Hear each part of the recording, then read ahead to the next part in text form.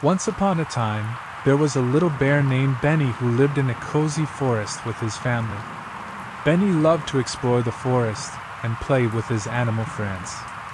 One day, Benny went on an adventure in the forest and discovered a secret garden filled with the most beautiful flowers he had ever seen.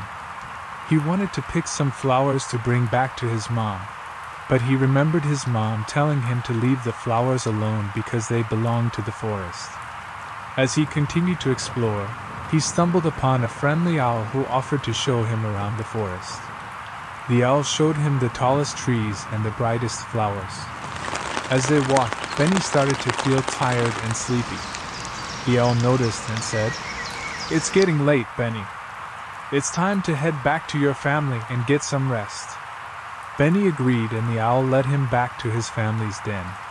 Benny snuggled up next to his mom and dad and closed his eyes.